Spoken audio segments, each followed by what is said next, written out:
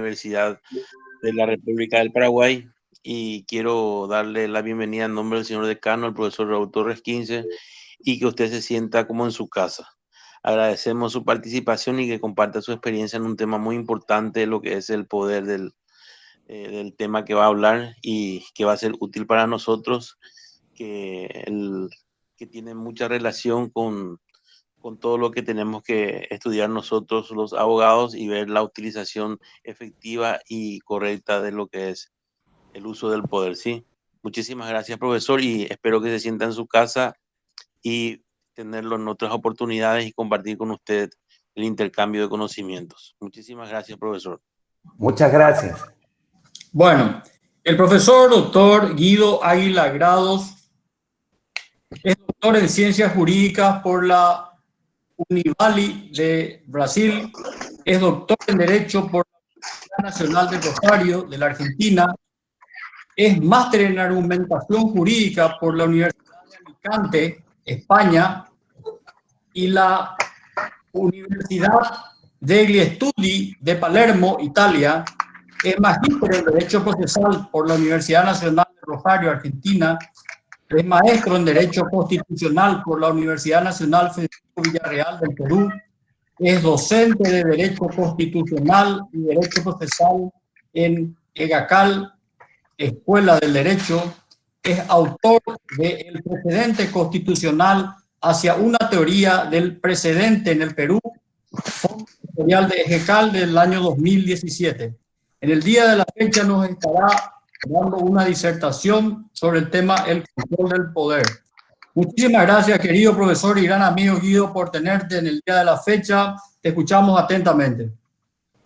Muchísimas gracias, profesor González Morel, igualmente al doctor Mendoza, que ha dado la presentación, y en ustedes, a todas las personas ligadas a este doctorado, tanto desde el ámbito administrativo, de liderazgo, como a los participantes. Yo quiero hacer de este primer minuto de mi intervención una expresión de gratitud por esta posibilidad que me dan de poder compartir algunas reflexiones, algunas ideas con las que podemos o no podemos estar de acuerdo, pero que definitivamente de eso es que surge el derecho.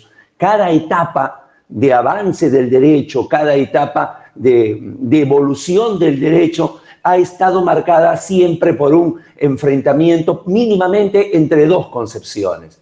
Y esto que a veces está marcado por acontecimientos hito, se llega a esos acontecimientos hitos con debates a veces que surgen en la academia, que surgen entre dos posiciones, en la elaboración de una tesis de doctorado, en una situación que pueden hacer de lo social, que pueden hacer de lo económico. Así es que muy feliz de poder estar con ustedes y sobre todo en la Universidad Nacional de Asunción, con lo que para nosotros estar en la decana del Paraguay nos resulta una circunstancia muy motivadora, nos parece una gran oportunidad, y nuevamente mi expresión de gratitud y mi saludo aquí desde el Perú.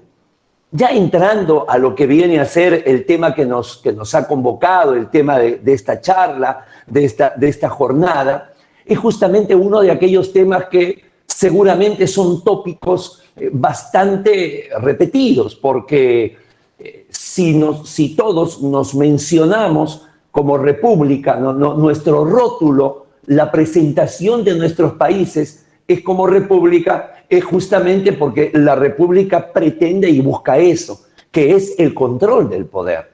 Cuando en la madrugada del 14 al 15 de mayo de 1811, ¿no?, Paraguay se convertía en república, justamente lo hacía porque lo que había logrado de manera simbólica, con distintos matices y distintas intensidades, es justamente ponerle límite al poder. Y eso es, en definitiva, el denominador común que tienen nuestras repúblicas en Latinoamérica, ¿no? En Latinoamérica, todos, salvo en este caso Bolivia y Brasil, que vienen a ser circunstancias muy aparte. Bolivia, que se desprende del Perú, es el Alto Perú, y que todavía en el año 2025 cumplirá su bicentenario, y Brasil por las características tan particulares que le conocemos, ¿no? Esta conversión en imperio y este desarrollo de Pedro I, Pedro II, condiciones particulares, porque siguió unido a la Casa de Braganza.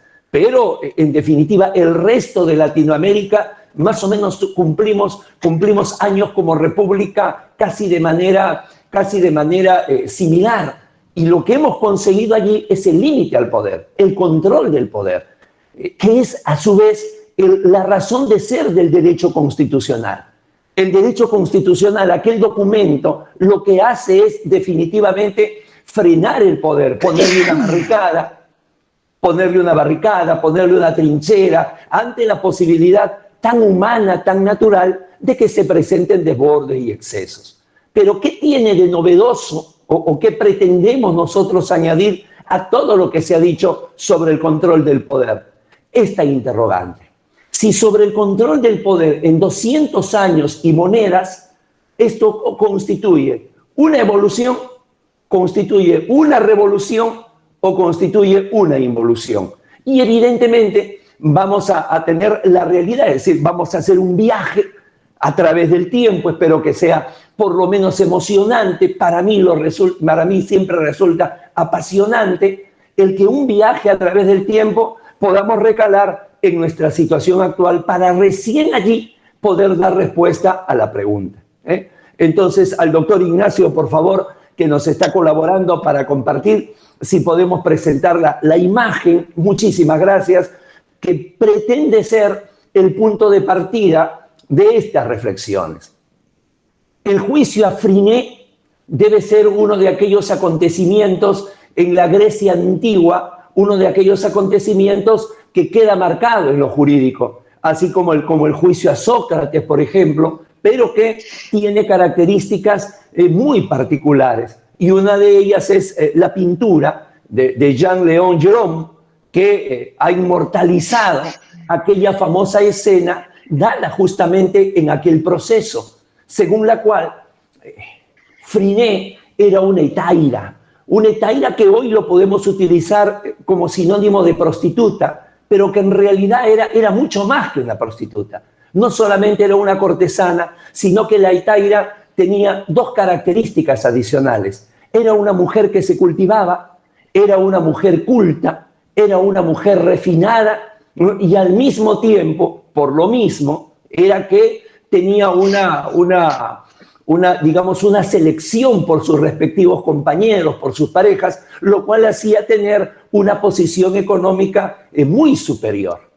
Y esta Freinet, que era la modelo y la amante del gran Praxíteles, Praxíteles, su solo nombre va a cubrir prácticamente toda la escultura todo el ámbito de la escultura de la Grecia antigua, le va a servir de modelo nada menos que para Afrodita, la diosa de la belleza y del amor. Es decir, tomando como modelo la anatomía de Freinet, hizo las Afroditas que todos recuerdan y que todos mencionan al paso de hablar de la grandeza de la cultura griega.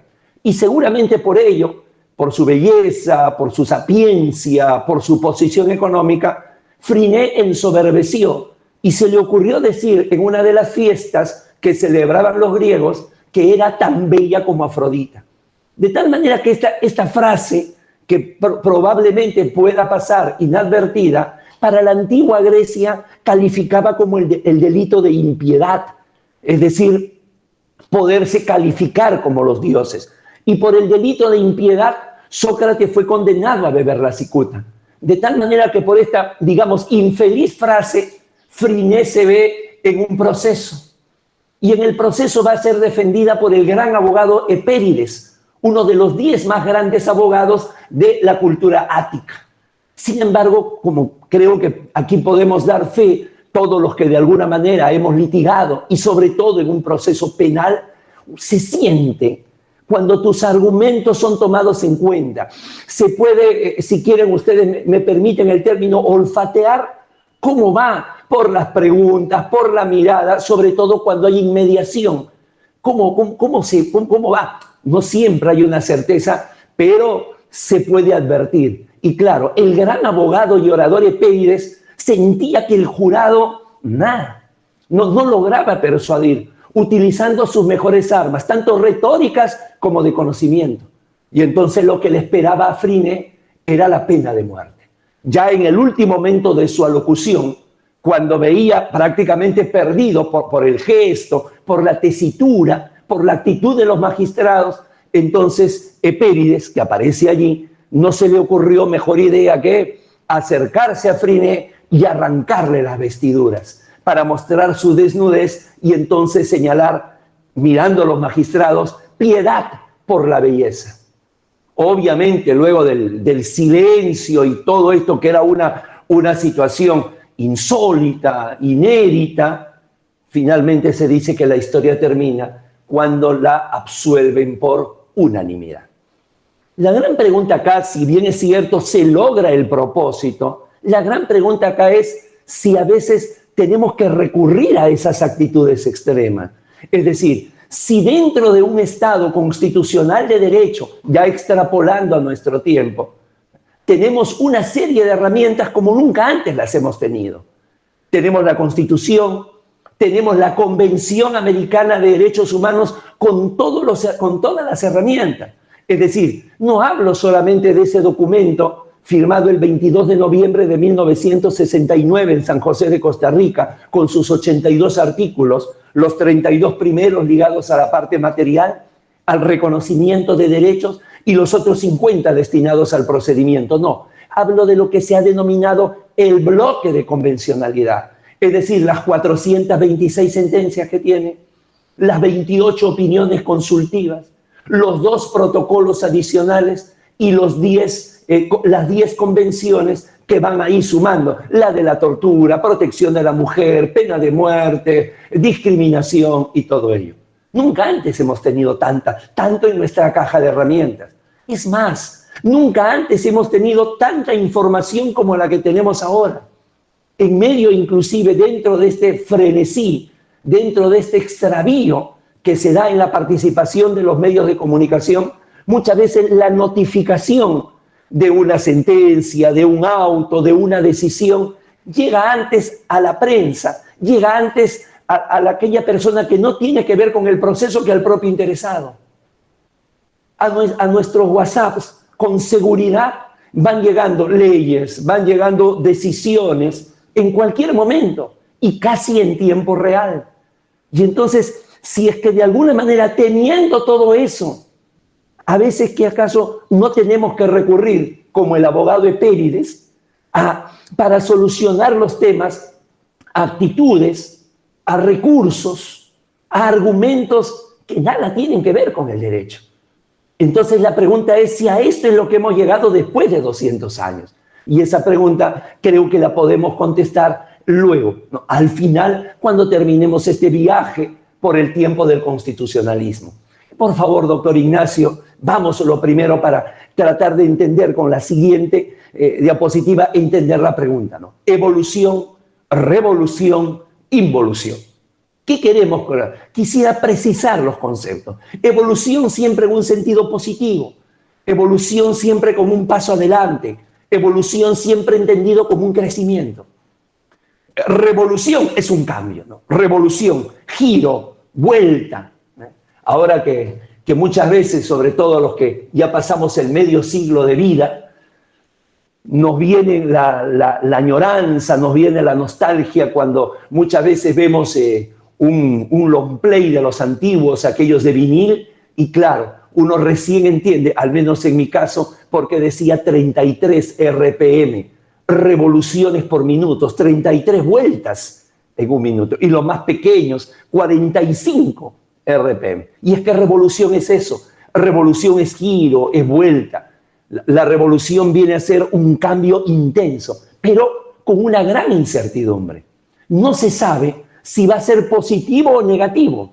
Claro, en el caso de las historias nos hablan de la Revolución Francesa, la Revolución Rusa, la Revolución Industrial, y claro, son revoluciones que luego van a arrojar otra realidad, pero que realmente la calificación, si es positiva o negativa, se hace con posterioridad. En su momento es una incertidumbre.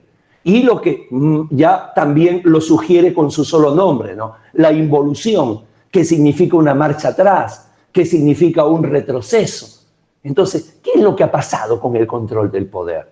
Alguien podría decirme, oiga Guido, aquí tiene que haber habido necesariamente una evolución. Y eso es lo que nosotros tratamos de poner en cuestión. No es la voluntad de hacer un spoiler o de adelantar la respuesta, pero creo que viendo la realidad que vive Latinoamérica hoy, habría que analizar si realmente no nos asaltan acaso los mismos problemas de hace 200 años. Habría que ver, y por eso este viaje en el tiempo. Entonces, por favor, doctor Ignacio, le agradecemos su paciencia, su compromiso de poder acompañarnos con esto, ¿no? Este es el viaje en el tiempo. Siempre se intentó controlar el poder. Siempre. Lo que hoy día nosotros, creo que todos nuestros países por la pandemia, tienen los llamados estados de excepción, otros lo llaman estado de emergencia, estado de sitio, estado de calamidad, ¿no? Era una situación que en la antigua Roma se conocía bajo el nombre de la dictadura en la república. O sea, era una república, había un senado, habían 2 cónsules, pero cuando había una situación que desbordaba el orden interno, es decir, que en situaciones normales iba a ser muy difícil de poder afrontarla, como quiera hacer un ataque por el sur de Italia que venía del África o del norte, las Galias. Entonces, cuando venía una situación, se hacía un paréntesis en la República y se establecía una dictadura de 6 meses. Donde, ¿para qué? Para ya no estar debatiendo, deliberando las decisiones con el Senado, sino se daba este cargo de dictador bajo responsabilidad, porque después de los 6 meses tenía que rendir cuentas. Y muchas veces, cuando esto terminaba de manera exitosa, hay un licor que se bebe apenas se llega al poder. Y cuando ese licor se bebe apenas se llega al poder, embriaga de manera muy rápida. Y le puede pasar inclusive a las almas más nobles, y cómo no, a las demás. Y eso es lo que pasa con Julio César. Julio César significa el puente de la república al imperio.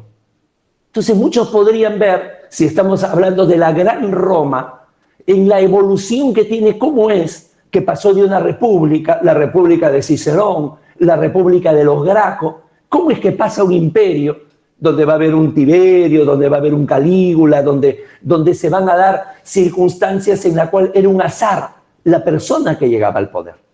Entonces, cuando se dan este tipo de circunstancias, ¿no? Aquí es la primera gran demostración de que no siempre se buscó controlar el poder. Hay aquella tentación en la cual, si hay algo que a mí me favorece como ciudadano, que si a mí me favorece como grupo económico, dando una lectura del siglo XXI, entonces me interesa ese gobernante.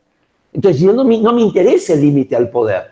Lo que interesa muchas veces es lo que a mí me conviene. Esto es muy importante. Una cosa es el discurso muchas veces que se tiene y otra cosa es la realidad. Hace el año 2012 hay un libro del profesor estadounidense egresado de Harvard y de Yale, Mark Tanich, que se llama ¿Por qué importa la Constitución? Tiene un lenguaje desfachado, esos lenguajes que a veces da a aquellas personas que no tienen ya edad para ser políticamente correctos, para poder cuidarse, sino absolutamente dicen lo que piensan. Sencillamente desde la presentación, Tanich dice, están en un error, porque ustedes piensan que la Constitución lo más importante es los derechos fundamentales, y no es así. Lo más importante es la política, y lo demuestra a lo largo del libro. Porque los derechos fundamentales, dice, pasa por la Corte Suprema. ¿Y qué es la Corte Suprema? La elección del mandatario de turno, un mandatario que elige según sus intereses. Y entonces tenemos una Corte Suprema que puede decir en un momento sí al aborto o no al aborto según la temperatura. O podemos tener una Corte Suprema que dice sí a la posesión de armas o no a la posesión de armas según haga sol o haga frío. De tal manera que no me digan que la Constitución lo más importante son los derechos fundamentales. Lo más importante es la política, de donde salen las leyes. y vuelve a estar en contramano de lo que normalmente dicen los constitucionalistas principialistas, los que se autodominan neoconstitucionalistas, todo lo contrario. Y entonces aquí podríamos darle la razón. Luego viene una Edad Media en la cual se funde el Estado con la Iglesia. Un Estado con la Iglesia de tal manera que nuevamente es una forma de poder. Cuando en el año 2017 se celebraron los 500 años de la Reforma Protestante, cuando se celebraron los 500 años que Martín Lutero va a pegar en la puerta de la Catedral de Wittenberg sus 95 tesis, su cuestionamiento a la venta de las indulgencias, cuando se dio, el mismo Papa Francisco viajó hasta Suecia para reunirse con el jefe de la Iglesia luterana, señalando 3 cosas en medio de esas, digamos, decisiones, actitudes revolucionarias que tiene el actual pontífice. La primera, rescató la figura de Lutero. Rescató la figura de Lutero porque le hizo a la Iglesia poderse ver en sus propios errores. La venta de las indulgencias era una costumbre perversa. Mientras más indulgencia, mientras más dinero nos des, entonces vas a tener más perdón en el cielo. En segundo lugar, porque humanizó a la Iglesia. Desde el momento que Lutero decía, vamos a traducir la Biblia al alemán, y lo hizo, puso la Biblia al alcance de las personas.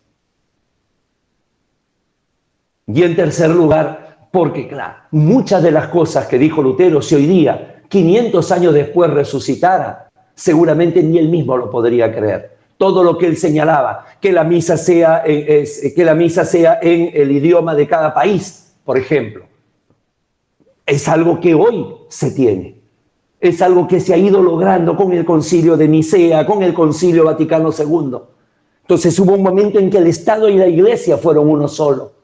De allí viene que hasta ahora, en el ámbito procesal, seguimos teniendo un sistema inquisitivo que viene de la Santa Inquisición, cuando se tomó la decisión que los pecados sean delitos. Era la única manera de poder perseguir a los judíos y quedarse con sus bienes. Por eso nos cuesta tanto nos cuesta entender el otro sistema, el sistema dispositivo. Entonces, no, estamos en una reforma procesal penal y seguimos actuando la prueba de oficio en vez de aplicar la presunción de inocencia, que es el mandato constitucional. Seguimos pensando que el proceso, sobre todo el penal, viene a ser una política criminal. Se hace política criminal con el proceso y no. Con el proceso se establece garantía. Todavía tenemos a nuestros presidentes del Poder Judicial, del Tribunal Constitucional en nuestros países, que en su discurso, en que inauguran el año judicial, siguen diciendo vamos a luchar contra la corrupción. Están extraviados. Están colocando a la princesa Fiona, que es de Universal, la están colocando al lado de las princesas de Disney. Los órganos jurisdiccionales no están para luchar contra la corrupción.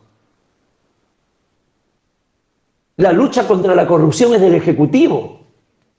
Y dentro de un proceso, el Ministerio Público, pero no el órgano jurisdiccional. Están extraviados. Si tenemos un error de concepto que viene desde la cabeza, ¿dónde es que se da? Y ojo, estamos hablando del gran poder del Estado del siglo XXI, los órganos jurisdiccionales, que vamos a tratar acá de poderlo demostrar. Y luego de ello, ya cuando se adviene el modernismo, ya cuando viene el racionalismo, ya cuando viene el humanismo, el renacimiento, la reforma, esa gran revolución silenciosa, ¿no? Esta forma tan lineal en que a veces nos enseñan la historia y pensamos que solamente son los movimientos políticos militares y no entendemos que todo viene de manera sistemática, va a originar el Leviatán, Hobbes y la idea de un Estado, para de alguna manera evitar que sea un desarrollo acéfalo, para evitar el caos. Y entonces viene aquella idea. Y justamente en esa idea de Estado, al venir la monarquía, todo se va a concentrar en el soberano. Entonces, esa es la concentración del poder. Y ya comenzamos a hablar de un control del poder con este acontecimiento, que es el que todos conocemos, ¿no? con esta pintura de Delacroix, en la cual la libertad guía al pueblo y que se va a formar el tema referido a el control. ¿Y dónde está en el control del poder? En que no te exceda, en que no invadas mi espacio. Por eso, liberté, égalité, fraternité, pero sobre todo liberté. Por eso cuando se realiza la toma de la Bastilla, por este lado viene un grupo identificado con el color azul, por este lado viene un grupo identificado con el rojo, y claro, luego con el blanco de la monarquía se establece, son los colores de la libertad. Los colores de la bandera francesa y la bandera paraguaya son los colores de la libertad. No es casualidad que el himno tan hermoso que tiene su país, Paraguayo, República o Muerte, no es gratuito. Es una circunstancia en que aquí se da la eclosión. ¿Y en cómo significa controlar el poder? Ponerle ahí un frente. Tú no puedes ingresar acá. Hay otros como el argentino. Libertad, libertad, libertad. El mío es más poético, pero es lo mismo. Somos libres, seámoslo siempre. Y antes niegue sus luces el sol, antes muerto. Antes niegue sus luces el sol que faltara el voto solemne. ¿Qué voto solemne? El voto de la libertad. Y sin embargo, los informes de la Comisión Interamericana de Derechos Humanos señalan de un abuso de la prisión preventiva en Latinoamérica. 200 años después. Entonces, aquí es donde hay que ponerle la lupa, porque esto costó. A veces, cuando se habla del constitucionalismo de manera inicial, se dice con la Revolución Francesa y la independencia norteamericana. Y pareciera que fueran dos acontecimientos similares, son totalmente distintos. Con la batalla de Saratoga, de Lexington, con toda la lucha desde que se arrojó el cargamento de Boston, allí en las 13 colonias, con los colonos disfrazados de pieles rojas, murieron entre 14 y 15,000 personas. En la Revolución Francesa hay que multiplicarlo por 10, 150,000 en toda Francia. Con las réplicas que se hizo de la guillotina y todo el placer que esto le producía a Juan Pablo Marat desde los medios de comunicación, cuando no los medios de comunicación, desde el diario El Amigo del Pueblo hasta Maximilien Robespierre. Entonces, son circunstancias en que alguien me puede decir, sí, pero Guido, es la efervescencia propia, esto sí, pero tú no puedes anunciar la libertad estableciendo esa persecución. Tú no puedes señalar en la Declaración de los Derechos del Hombre y del Ciudadano 17 artículos proclamando el límite al poder si finalmente desde el directorio, desde tu escaño como jacobino, lo que pedías era la muerte y la intolerancia para los que no pensaban como tú. Es una situación. Y esto de acá es un origen que se da al control del poder, pero un origen, por decirlo menos, accidentado. Doctor Ignacio, por favor, lo siguiente. Entonces, a partir de acá, podemos irnos, ¿no? Y tratar, doctores, con las diapositivas de poder oxigenar esto. Que hay dos momentos de control del poder. Uno es el momento del control del poder político, que ya sabemos, tiene su propio código, tiene su propio idioma. Cuando se habla del control político, es un control subjetivo. Es un control que en su caja de herramientas encuentra oportunismo, encuentra conveniencia, encuentra mayorías. Y esto no en un sentido peyorativo, sino que es el código político. Y a ese no nos vamos a referir hoy, que también merecería merecería también toda una charla.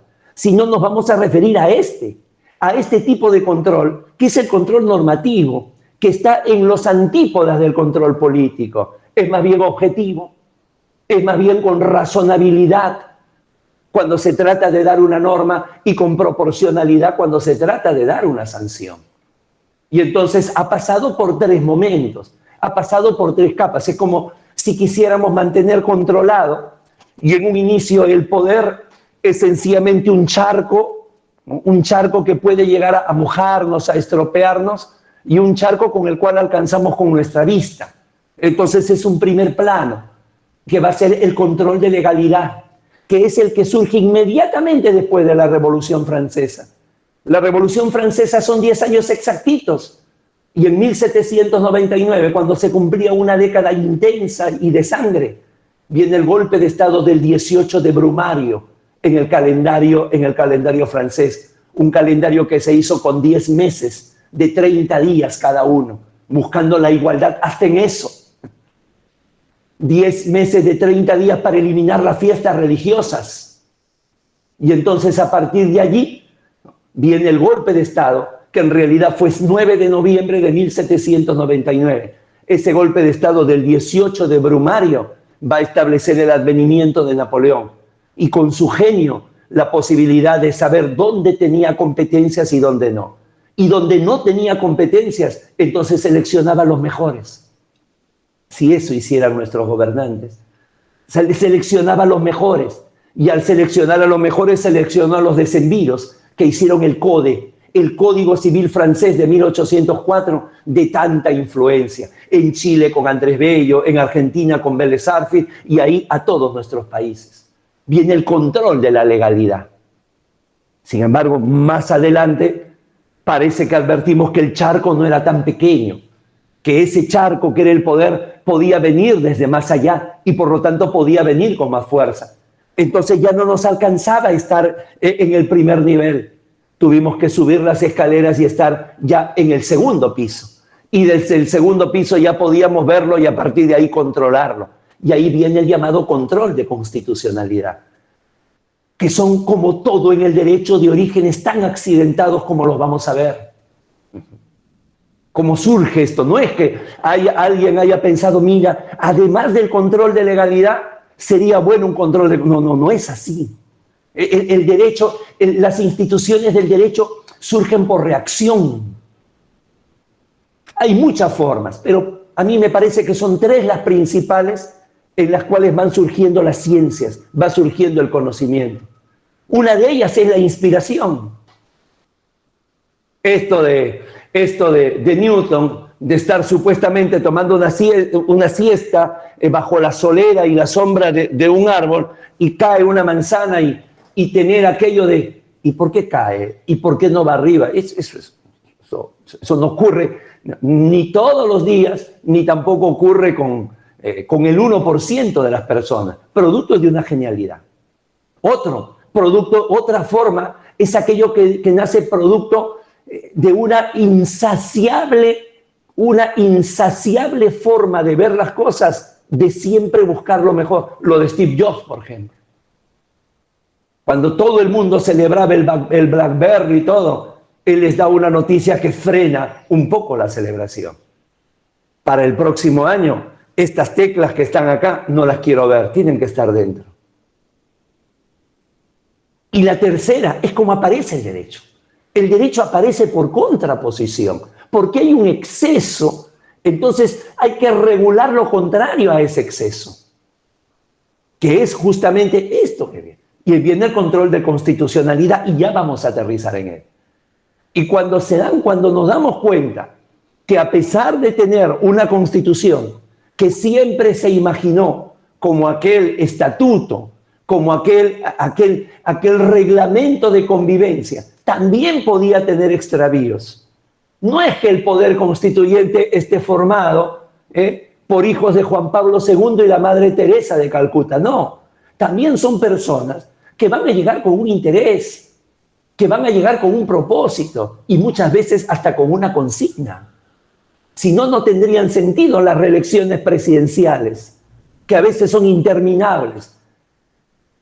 Y estas largas dictaduras que Paraguay y Perú saben mucho.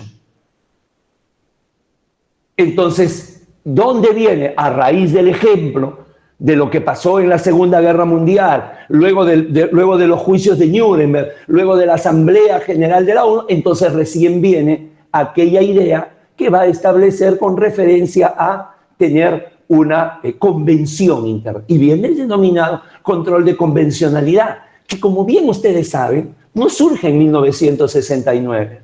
No hay la idea de hacer un control de convencionalidad. Es algo posterior, es de un nacimiento pretoriano, es de un nacimiento jurisprudencial.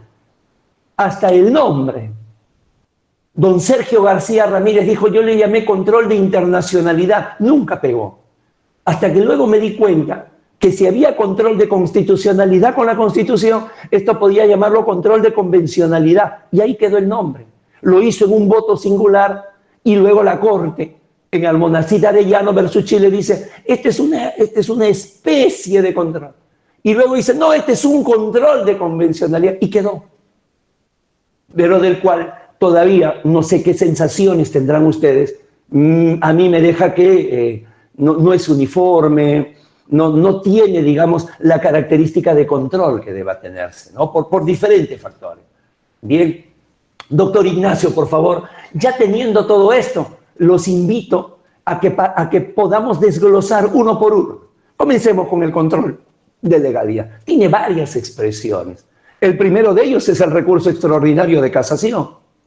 Aquel que ustedes tienen para el proceso civil, en algún momento era el gran control. Recordemos, por favor, que el recurso de casación aparece en 1790 en Francia. Sí, no hay un error. 1790 en Francia. Ustedes me van a decir, oye Guido, en Francia estaba la efervescencia de la Revolución Francesa. Claro, porque fue una revolución antimonárquica, fue una revolución antifeudal contra los nobles, es una revolución anticlerical, no había superado aquel maridaje entre el clero y el Estado, y va a ser una revolución antijudicial. Porque claro, los jueces pertenecían al monarca. Aquí en el Perú hubo el virreinato del Perú, que con el virreinato de México se llamó Nueva España, sea por la cercanía que tenían, que tienen toda una cara para el Atlántico, fue uno de los más importantes, ¿no? Para algunos no. Aquí el Perú, por el oro, por la plata, por diferentes razones lo consideran el más importante de América Española. Me parece que no hay que ser tan entusiastas, habría que también contar al virreinato de Nueva España. Pero aquí, el órgano encargado de la justicia se llamaba la Real Audiencia, porque los jueces oían, eran oidores, pero tenía real audiencia porque pertenecía al monarca. Tanto así que para los grandes procesos era presidida por el virrey. Entonces la justicia era parte del poder ejecutivo, si se quiere llamar poder ejecutivo. De ahí viene que no siempre se habló de tres poderes, se habló de dos, el ejecutivo y el legislativo, porque dentro del ejecutivo estaba el órgano jurisdiccional. De ahí viene que hasta el día de hoy, para mí, puedo estar equivocado, de manera equívoca seguimos llamando administración de justicia. No puede ser administración de justicia, porque el órgano administrador es el ejecutivo. En todo caso, el Ministerio de Justicia haría administración de justicia, pero no el Poder Judicial. Pero nos queda esa nomenclatura. Además, porque la administración tiene que ver con un carácter ejecutivo. Es decir, hacen, si quieren ustedes, una suerte de administración política. Que viene a decir, es decir, te quito a ti, ¿no? Tú que tienes grandes ingresos, tus impuestos, y los doy a los que menos tienen. Y ese tipo de administración no es lo que se da a nivel jurisdiccional. A nivel jurisdiccional te da lo que corresponde. Aquella definición que ha quedado grabada en piedra desde el derecho romano, ¿no? Es dar a cada uno lo que le corresponde. Es justicia conmutativa, no justicia distributiva. La justicia distributiva es la que hace el Ejecutivo.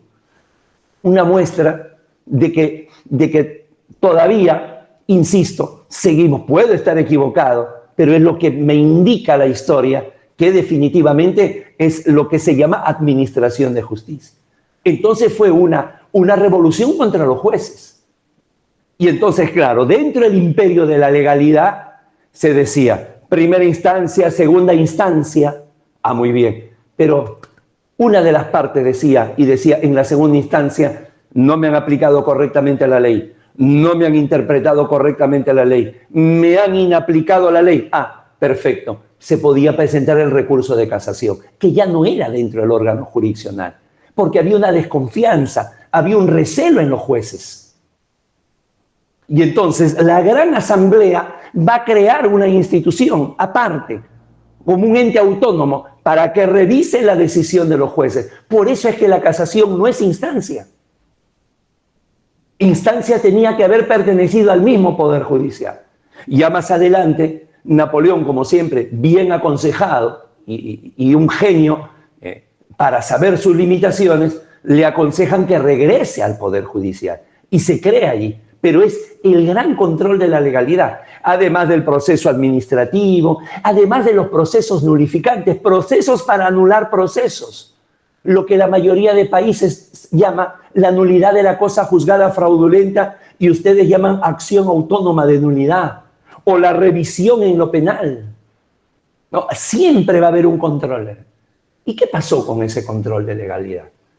Se resquebrajó, se envició, enfermó. ¿Por qué? Porque en algún momento, cuando el legislador era omnipotente, comenzó prácticamente a utilizar la ley como un elemento de poder. De nuevo, bastaba que estuviera en la ley y se tenía que cumplir. Esa famosa frase, que realmente es una distorsión, ¿no? De que la ley es dura, dura es la ley de los romanos. No, acá, la ley es la ley. Entonces, como estaba en la ley, había que cumplirla. No es así. Porque esa ley tendría que haber guardado no solamente los parámetros de procedimiento, cómo se aprueba, sino tendría que haber establecido que también es una ley razonable, es una ley sin nombre propio, es una ley que busca el interés común. Y cuando comienza a flaquear esto, ya viene una nueva etapa. Doctor Ignacio, por favor, le voy a agradecer. Y en esa nueva etapa aparece el control de constitucionalidad. Un control de constitucionalidad que aparece en circunstancias muy, si quieren ustedes, para utilizar el término, aparecen en circunstancias vamos a decirlo, aparecen en circunstancias muy accidentales. La primera, el control difuso, que aparece con Marshall, esto que sobre el cual tanto se ha escrito, que el caso Marbury versus Madison. Y que ustedes encuentran la información y nos dicen, para algunos es el fallo más importante de toda la historia.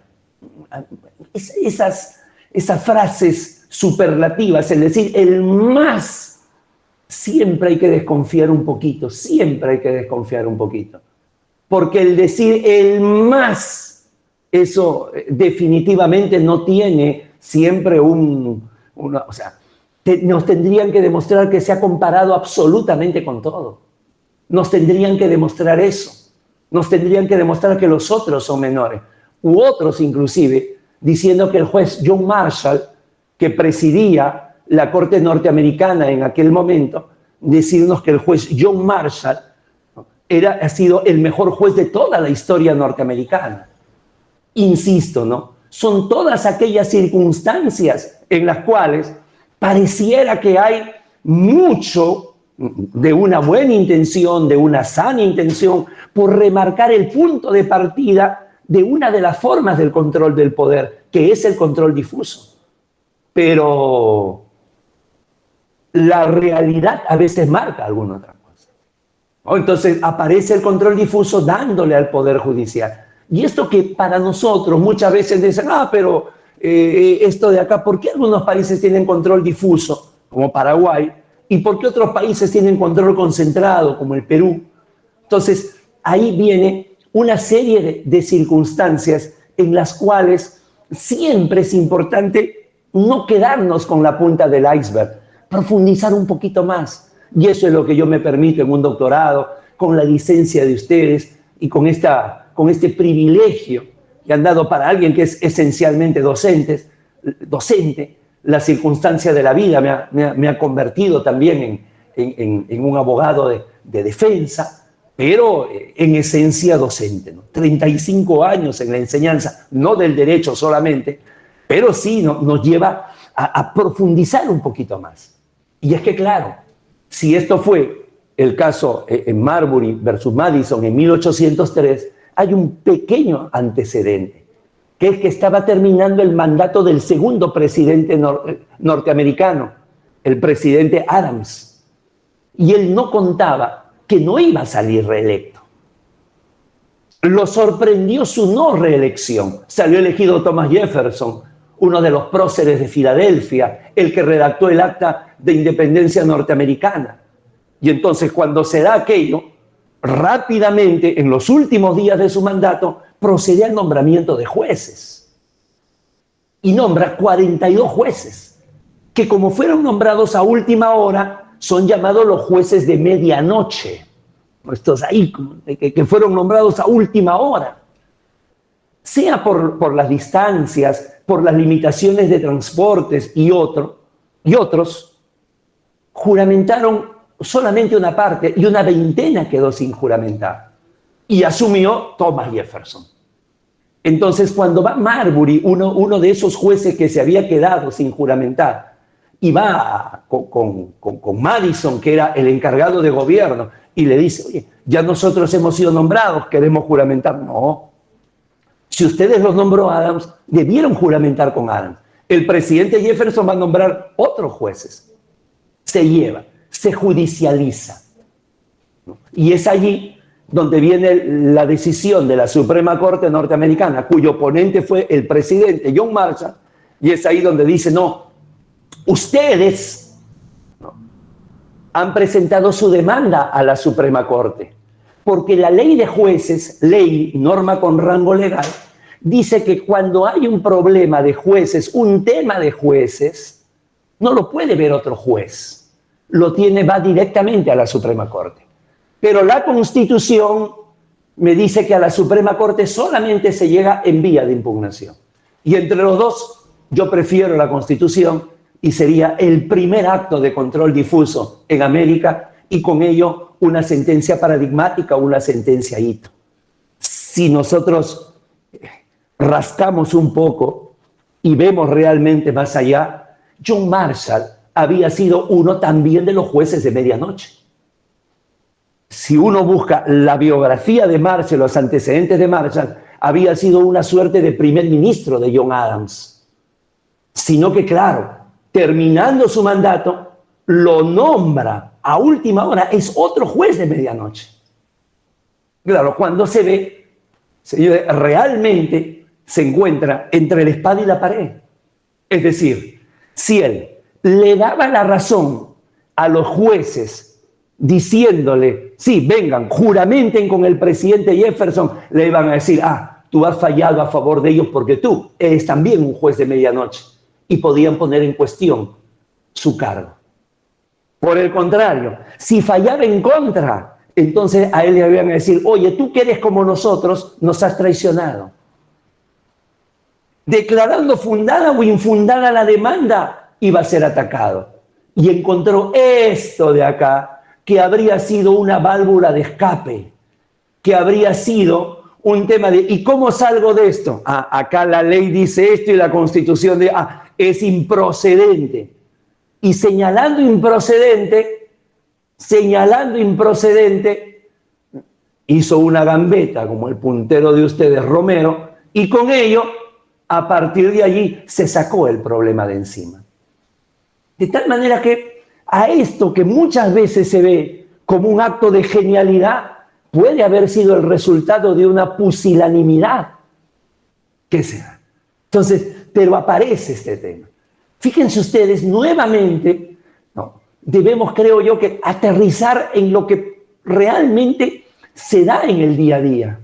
Esto de querer temas épicos, muchas veces pueden ser, en algún momento de la etapa, digamos, pueden servir al que se está iniciando, lo hace enamorarse del derecho, toma paradigma, es fantástico. Pero ya llegado a un nivel, desarrollar un elemento crítico, no necesariamente negativo, porque siempre va a dar un resultado importante. Aquí en el Perú hace unas semanas hemos celebrado los 200 años de independencia.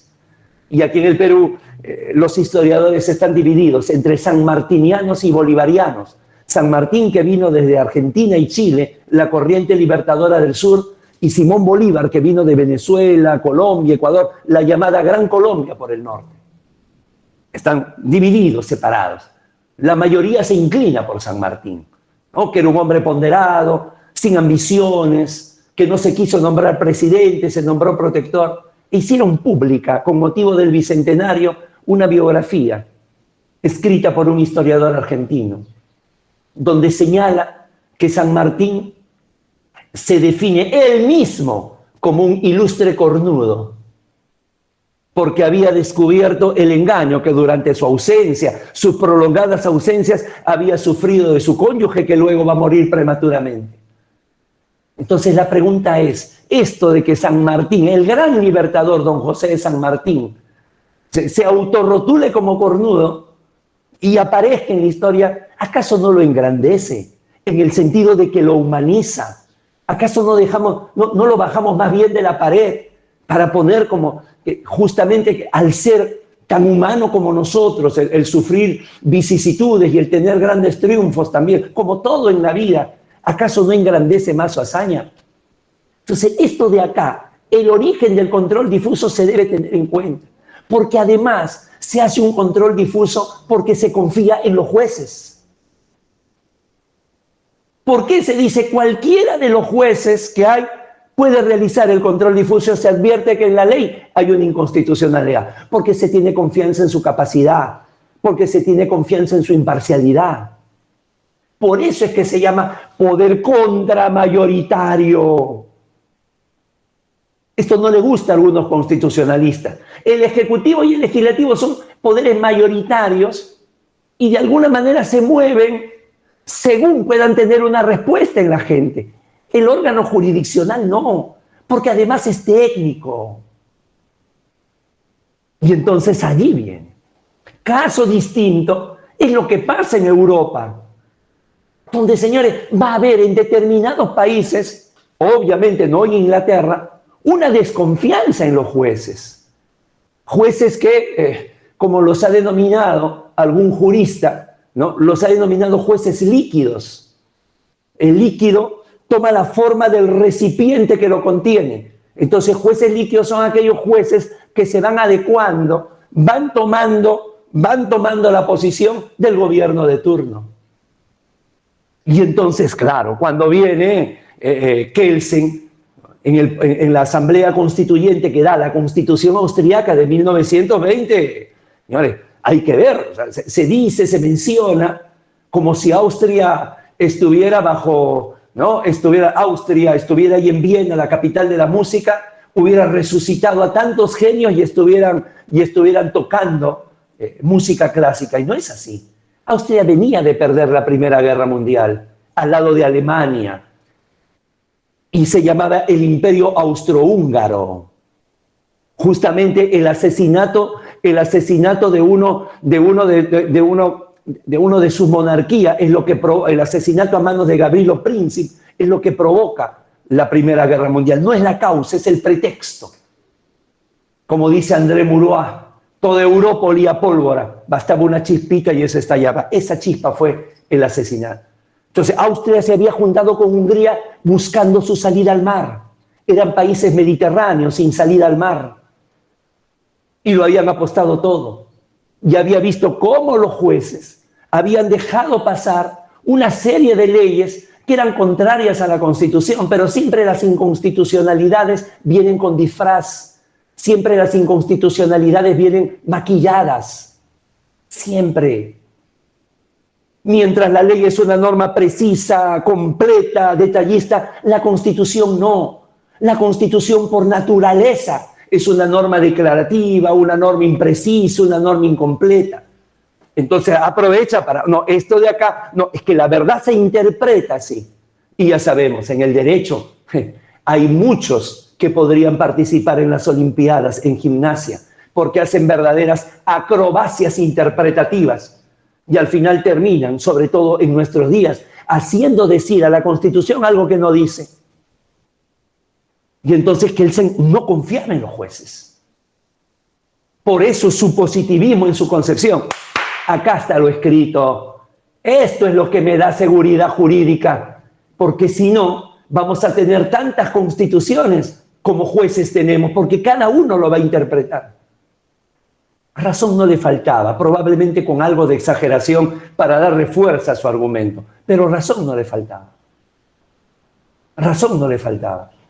Y entonces él dice, un juez, además de ello, no va a decir desconfiamos, pero va a decir, además un juez que está viendo una indemnización por accidentes de tránsito, está metido en su caso, confía que las leyes son constitucionales. Hay una presunción de constitucionalidad. Tiene que ser una inconstitucionalidad muy grosera para que la advierta. Entonces es un control imperfecto. Vamos a crear un órgano que se dedique solo a ello, el Tribunal Constitucional. ¿Quién fue su presidente? Vamos a ver si no era desconfiado. ¡Él! Y ahí viene luego el debate con Carl Schmitt. Ese debate que, claro, a Carl Schmitt, como solemos hacer hasta nuestros días, ¿no?, se le ha estigmatizado. Primero sí simpatizaba con los nazis y después fue perseguido y no se toma en cuenta eso. No, es el nazi. Hay autores, ¿no?, con esa irresponsabilidad, ¿no? Hay autores, el jurista nazi. Y después hablan de derechos fundamentales y presunción de inocencia, ¿no? El jurista nazi. Bueno, ahí viene el debate. Y entonces Kelsen decía, vamos a crear la jurisdicción constitucional. Y Smith lo mataba de inicio. No puede haber jurisdicción constitucional. Como que no puede haber. Como que jurisdicción constitucional. ¿Acaso la Constitución es justiciable? ¿Acaso la Constitución es que se va a poner en debate? No existe ni siquiera la palabra. Y viene y crea el control concentrado. Que luego, después de la Segunda Guerra Mundial, con Italia y Alemania teniendo gran parte de su poder judicial adherido al fascismo y al nazismo, con mayor razón todavía crece la desconfianza. Entonces replican tribunales constitucionales. No es que es una política que se ponen a discutir tenemos o no tenemos, no es así. En el 2013 asistí a un congreso de derecho procesal en Chitré, Panamá, a 3 horas de Ciudad de Panamá. Y una de las preguntas, oiga usted, doctor Aguila, que viene desde el Perú, tenemos aquí en Panamá un gran debate. ¿Debemos o no debemos tener tribunal constitucional? No surge de esa manera tan sana. No, surge producto de lo que viene atrás. Y entonces se crea el control. Pero son controles donde cual la Constitución sobrevuela. Está sobrevolando como si fuera un dron la legalidad. Hay países donde se toman los dos y lo unen en uno solo. Es control difuso al inicio. Un juez te dice, esta norma inconstitucional, y la deriva al Tribunal Constitucional. Entonces es mixto, se juntan los dos en uno. Y hay otros como el peruano, que tiene por un lado un control difuso a cargo del Poder Judicial y un control concentrado a cargo del Tribunal Constitucional. O sea, ¿y por qué el Perú ha apostado por 2 controles? También tiene que ver con nuestra historia. Un gran constitucionalista de comienzos del siglo pasado, Manuel Vicente Villarán, decía, el Perú en su época republicana ha vivido haciendo y deshaciendo constituciones. Nosotros tenemos 12 constituciones en 200 años de vida republicana. Más hemos tenido gobiernos militares y dictaduras civiles que gobiernos democráticos. Entonces, son circunstancias que obedecen. Por eso es tan importante que cuando extrapolamos una institución jurídica hay que tener, eso es fabuloso, fantástico, porque en América Latina nosotros somos sitios de recepción del derecho. Estados Unidos y Europa son sitios de producción del derecho. América Latina ha aportado el amparo con México y el estado de cosas inconstitucional con Colombia. Y no sé si paro de contar. Entonces, cuando extrapolamos, mira esto. Muchas veces se realizan pasantías. En mi país hay mucho. Se realizan pasantías. Es decir, van funcionarios a otros países para poder ver cómo funciona. Por ejemplo, el nuevo sistema procesal penal. Creo yo que sirve de muy poco. Porque no es cuestión de ver. Es una cuestión realmente de hacerlo. Y cuando se hace, cada país tiene su propia realidad. al menos no tiene, repito, en mi concepto, no tiene la trascendencia que debiera tener una pasantía. Porque cada país es que lo aplica según su presupuesto, según su idiosincrasia, según la política que siga su Estado. Y entonces, bien.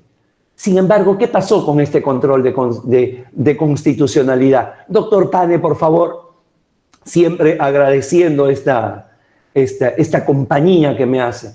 Que, señores, luego hay un punto de inflexión, donde se advirtieron que por más que hay un control de legalidad y un control de constitucionalidad, seguía entrando agua al Titanic. Oye, pero... Y señor, claro, hay un punto de inflexión. Hay un punto de inflexión primero para toda la historia. El punto de inflexión en la historia, es, señores, la Segunda Guerra Mundial. Hace unos días, exactamente hace una semana, el sábado anterior, se conmemoraron, son cosas distintas, no había nada que celebrar, se conmemoraron los 20 años del ataque a las Torres Gemelas. Para muchos significa el inicio de una nueva etapa en la historia, como lo fue la escritura, la caída del Imperio Romano Occidente, la caída del Imperio Bizantino, para algunos.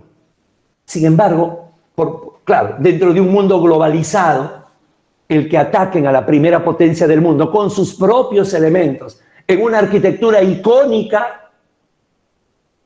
a la capital del mundo, a Nueva York, seguramente tiene esa trascendencia. Pero el punto que establece entre la historia que vivieron, ustedes son muy jóvenes, que vivieron nuestros abuelos o bisabuelos, y la historia que vivimos es la Segunda Guerra Mundial. Y tras la Segunda Guerra Mundial, jurídicamente esto, los llamados juicios de Nuremberg. Los llamados juicios de Nuremberg, que deben ser, señores, uno de los acontecimientos históricos cercanos en el tiempo que más controversias desatan. Pero que me permitan, me permitan acá, por favor, un pie de página. Como lo sabe el doctor González Morel, nosotros tenemos un canal en YouTube. Un canal en YouTube que se llama Tribuna Constitucional, donde abordamos todos estos temas, en programas cortos. Y en 2 entregas abordamos los juicios de Nuremberg. No hay. Tenemos 520 vídeos colgados allí. No hay ninguno de los 520 programas que tenga comentarios tan controvertidos como los juicios de Nuremberg. Y es que, claro, tú lo puedes ver con 2 catalejos totalmente distintos. Si tú lo ves con el catalejo de que se hizo justicia con el holocausto nazi, un holocausto nunca antes visto, un holocausto cuyos vídeos mostraron lo que pasó en Treblinka, en Sobibor, en Auschwitz, lo que se hicieron experimentos humanos en ese sentido.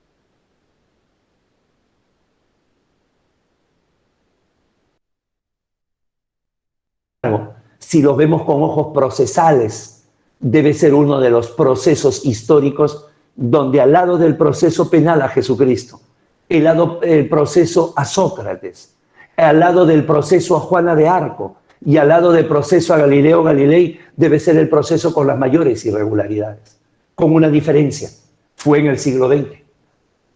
Los otros estamos hablando desde antes de Cristo, años del amanecer de nuestra era, hasta, señores, temas del medioevo, límite con la era moderna. Desde el momento que los jueces, los 4, el presidente inglés, el vicepresidente norteamericano, un francés y un ruso. Es decir, desde el momento que están juzgando vencedores, desde ese momento el proceso es viciado. Ante la muerte de los grandes jerarcas nazis se habían suicidado. Hitler, Goebbels, Himmler, habían optado por el suicidio. El único que quedaba, la única, además del peón, la única pieza importante que quedaba en el tablero era Hermann Göring, el mariscal del aire, el gordo Göring. Señores, altivo durante todo el proceso, señalando que el proceso estaba viciado. De poco o nada le sirvió, ya sabemos. Cuando vio que ya definitivamente era tema, lo condenan a muerte. Él pedía una sola condición, que sea fusilado, no ahorcado. Soy mariscal del aire, señor, soy militar. Mátenme, perfecto, si lo han decidido, pero mátenme fusilado. Cuando no lo aceptaron, entonces inteligentemente comenzó a hacerse querer por el guardia de celda. Lo estableció como, lo trae un trato de hijo, le dio su valioso reloj y consiguió la pastilla de cianuro que finalmente, digamos, terminó también por suicidarse. Esto que era tan emblemático, ¿no? Que es los jerarcas, termina por suicidarse. Pero los juicios de Nuremberg es, señores, una situación que, claro, la literatura que llega a nosotros es lo que siempre llega en la historia. Y lo que siempre llega en la historia es la versión de los vencedores, que, señores, son execrables. Es increíble cómo todavía haya gente que niegue esto de acá. El negacionismo. El tema está que se mira a un solo lado. Y, por ejemplo, no se recuerda lo mismo con Hiroshima y Nagasaki. Entonces, hay circunstancias que definitivamente esto significa un punto de quiebre. Porque a partir de acá te dicen, oye, ¿cuál era la defensa de los alemanes? Eso está en mi ley, la superioridad de la raza aria. Esto está en mi norma, la teoría del espacio vital. Eso de acá está esto de acá está en mi constitución. Por lo tanto, ellos se basaron en el principio de legalidad, su defensa. Y entonces ahí es donde aparece la teoría tridimensional y aparecen los valores y todo ello, y aparece toda una satanización de Kelsen, porque la responsabilidad de ese positivismo supuestamente era de Kelsen, a quien trataban, inclusive está por escrito, de un maldito perro judío. Entonces no es casualidad la Constitución italiana del 47, la Constitución alemana del 49, porque son los primeros países de la posguerra en tener constitución. Hacen una constitución cuando todavía olía humo y todavía se lloraba a los muertos, porque son los países que más sufren.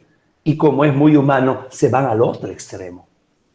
Y entonces ahí es donde comienza. No, la Constitución es un plexo de valores que nos ha llevado a lo que tenemos hoy. Donde cuando se interpreta la Constitución, se interpreta en la Constitución, se interpreta cosas que no dicen. Entonces, si yo tengo acá esta taza de café y yo le doy a usted, le doy a cualquiera, al doctor Mendoza, y le digo, doctor, ¿para usted qué cosa hay acá? Y me dice café. Y viene el doctor Pani, que es gran conocedor, un gran cafetero, y me dice, no, ese es café de lata, café ya, esto no es café pasado, no es café auténtico. Y viene luego el doctor Ortiz, y me dice, no, eso es té. Y luego viene la doctora Andrea y me dice, no, eso es Coca-Cola. Y luego viene el doctor González Morel, gran conocedor, y me dice, no, a este café tú le has añadido algún licor. Pisco le has añadido. El mejor pisco del mundo, el peruano.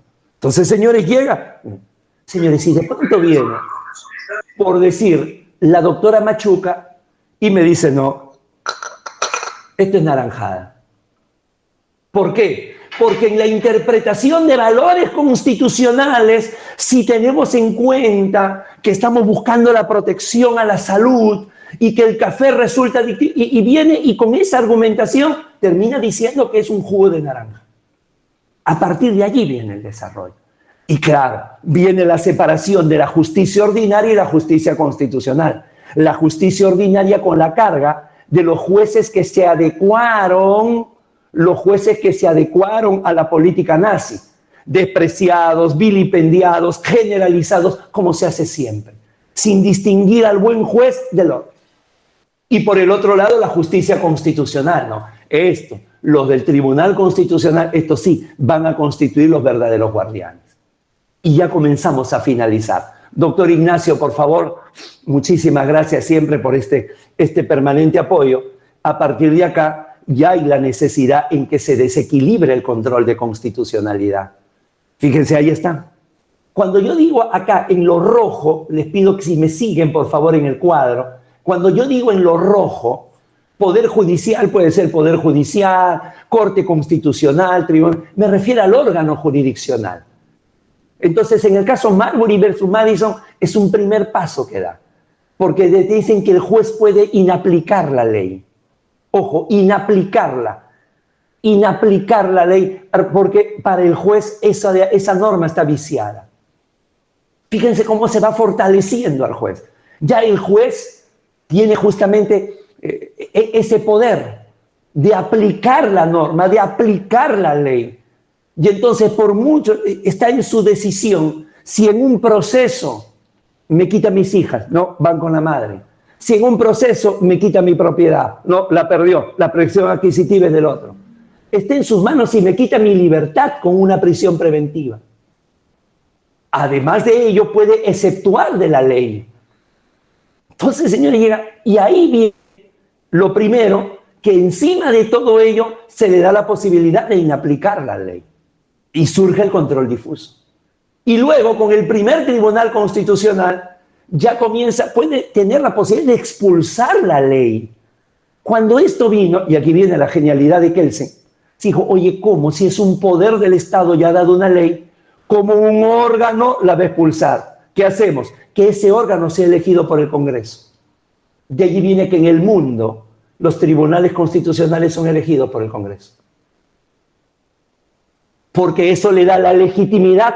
Oye, tú me elegiste para esto, no me reclames que tu ley la expulse.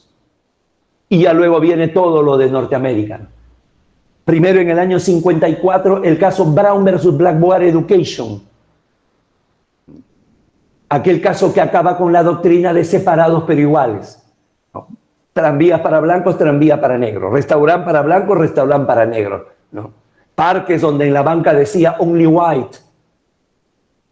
Dice, perfecto, sigan así, dice la Corte. Pero en las escuelas, allí no. Porque si no, nunca vamos a superar este apartheid. Nunca. Allí que los niños vayan juntos. Y claro, uno de los estados del sur, en el sur está el Ku Klux Klan, en el sur es donde mataron a Kennedy. En el sur, alguien dice, oye, ese fallo habrá sido para Brown versus Blackboard Education, pero no es para mí.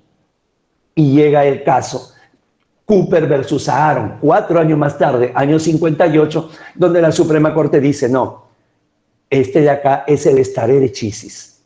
Este es un precedente. Cuando yo doy una sentencia referida a derechos humanos, la sentencia es para todos. Y ahora se convierte en un legislador positivo. Miren cómo va evolucionando. Evolucionando, cambiando. Quedamos en que la respuesta la íbamos a dar luego. Y en Alemania viene el famoso caso Lüth. Esta persona que en los tiempos del nazismo había pasado películas contra los judíos.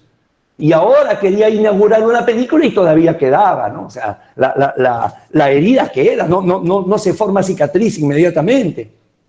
Y no le dan la autorización. Y viene el Tribunal Constitucional Federal alemán y dice, no, eso se llama censura previa. No, espere que en el nazismo, no, estamos hablando de esta película. Y viene ya la doctrina del Drittwirkung, la doctrina del efecto horizontal de los derechos fundamentales. Es decir, los derechos fundamentales ya no le pido solamente al Estado, sino le pido también al particular. Y entonces a partir de ahí viene, y señores, se va a desarrollar la posibilidad inclusive, no solamente de declarar la inconstitucionalidad de una ley y expulsarla, sino que a veces esa ley, si es que la expulsa de manera inmediata, según el Tribunal Constitucional, va a ser peor. Se va a decir, hoy este es el doctorado de la universidad más antigua de Paraguay. Estas son las conferencias internacionales sabatinas. Es obligatorio, doctor, que usted tenga un iPhone. No, yo no tengo un iPhone. Yo tengo mi Galaxy. No, doctor. La Constitución dice que tengo un iPhone. No lo tengo. Entonces, ¿qué dice el Tribunal Constitucional Federal alemán? Es inconstitucional y debo expulsarlo. Eso es lo que dice. Pero luego dice, un momento, mientras le llegue el iPhone o mientras Alcoyna quiere ir al iPhone, el martes sí, entonces, por más que la norma sea inconstitucional, se mantiene acá hasta el día martes. Porque si no, ¿cómo se va a comunicar con el doctor González Morel si no es por WhatsApp para hacer algunas coordinaciones internas? Y entonces, ¿qué determina? Que siendo la norma inconstitucional, no le expulsan. A eso se llama la vacatio sententiae. Y exhorta al legislativo a traer el iPhone. Exhorta al legislativo a hacer una ley bajo determinados parámetros. Entonces se convierte en legislador propositivo. Miren ustedes cómo va creciendo. Y por último, ya el caso del magisterio de Bolívar, la sentencia 599 del año 97, donde la Corte Constitucional de Colombia crea la figura del estado de cosas inconstitucional. Había una demanda de los profesores del estado de Bolívar, y el tribunal dice, pero esto no solamente le corresponde a estos profesores, le corresponde a los profesores del eje cafetero, de Pasto, de Bogotá. Entonces dice, cuando vengan con sus demandas, esto va a colapsar. Por lo tanto, aquí lo que está haciendo el Estado es vulnerar los derechos de todos los profesores. Y entonces, a la sentencia dice, declaro el estado de cosas inconstitucional y extiende a partes que no participaron en el proceso. Entonces ya tenemos a un ejecutivo, a un poder jurisdiccional que no solamente legisla, sino que además dicta políticas públicas. Muchas veces, y esto lo decimos en nuestro canal, muchas veces nos dicen, oye Guido, pero eso está bien. Mira cómo se ha dictado la política pública para el deshacinamiento penitenciario. Mira cómo se ha dictado el estado de cosas inconstitucional para que se proteja a los enfermos de SIDA. Es fantástico. Seguro, señor. La finalidad es maravillosa. Por eso es que normalmente es aplaudida. El tema es la forma. Guido, la forma importa mucho. Porque si no, estamos legitimando a los dictadores que, sabiendo que no tienen legitimidad jurídica, dan normas que le dan legitimidad social. Lo hizo Julio César, lo hizo Napoleón, lo hacen todos los dictadores. Dictan normas populistas. Y entonces, señores, tienen ese baño de popularidad y legitimidad social. Por eso después, cuando se retorna a la democracia, cuesta derogar esas normas. ¿Y por qué cuesta derogar esas normas? Porque definitivamente no le deja la sensación a la gente, oye, mejor estábamos con la dictadura. Y entonces se convalidan los decretos ley. Y esto es lo que ocurre. Claro, con diferentes matices. Pero, por ejemplo, los países, Chile, Bolivia, Perú, Ecuador, que tenemos tribunal constitucional, España, Italia, Alemania, tenemos este fenómeno, que se ha convertido en el primer poder del Estado. No es que solamente controle al Ejecutivo y al Legislativo, no. Hace funciones del Ejecutivo y funciones del Legislativo. Y nada de eso está en la Constitución. Sin embargo, por los valores democráticos. Es decir, deja la sensación. No digo que esto ocurre en la justicia paraguaya, por favor. Nunca tengo autoridad para poder. Inclusive viviendo allá, no tuviera autoridad para... Esto de la prudencia es muy importante. Ya vamos a ver qué paradigmas tenemos esto. Pero además, doctor Pane, por favor, además de ello, tenemos un fenómeno. Tenemos un fenómeno que es el control de convencionalidad. Que claro, siempre tiene que ser subsidiario. Es decir, no es una cuarta instancia, no. Tengo que agotar todos los recursos aquí. Y además es paulatino. Es decir, si viene con una sentencia y dice, muy bien, ustedes como país por el derecho a la igualdad deben reconocer el matrimonio igualitario. Por ejemplo, no es que tenga que ser al día siguiente o al año siguiente. Hay el famoso margen de interpretación nacional. Un proceso de adaptación, si se quiere. Primero. En segundo lugar, que comenzó siendo correctivo. Ah, muy bien, la última tentación de Cristo. No, señores, ustedes lo que están haciendo acá es censura previa. Y Chile dice, pero está en mi Constitución. Corrige tu Constitución. Y solamente lo hacía la Corte. Por eso se dice concentrado. Ya después, al ver que le llegaban casos que en realidad no debían de llegar, que deben quedar en sede nacional, entonces, a partir del caso Radía Pacheco versus México, crea el control difuso. Oye, ustedes también tomen en cuenta la convención y todo el bloque de convencionalidad, la jurisprudencia al momento de resolver.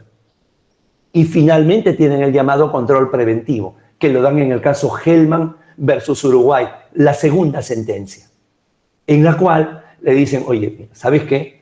todo aquel que tenga una cuota de poder debe realizar un control de convencionalidad que lo hace. Estamos muy lejos, ¿no? Eso es quimérico. Eso es quimérico. No hay una cultura del control de convencionalidad. No se conoce la convención, menos su jurisprudencia. Tanto es así que no se conoce, que si ustedes me preguntan, oye Guido, ¿y cuál es el derecho fundamental más vulnerado de todas las 426 sentencias? El derecho de acceso a la justicia y el debido proceso.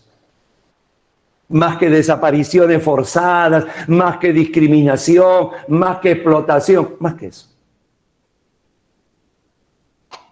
Y claro, y Guido, ya, con este control, si lo vamos consolidando, no tanto. También hay unos factores. ¿Sí? Seguimos con la misma norma de hace 52 años. Fue una norma que se creó cuando toda, si no toda, gran parte de América vivía en dictaduras. Con ese propósito se crea. Cuando Centroamérica era un polvorín, y luego, claro, en sus primeros años va a estar Videla, Machera, Galtieri en Argentina, Stroessner con ustedes, Velasco y Morales Bermúdez conmigo, Pinochet en Chile, García Meza en Bolivia. No es que todos se va haciendo de manera gradual, pero ya pareciera que los procedimientos no calzan. 12 años, si yo hoy presento mi denuncia ante la comisión, debe estar resolviendo la Corte con estos estándares el año 2033.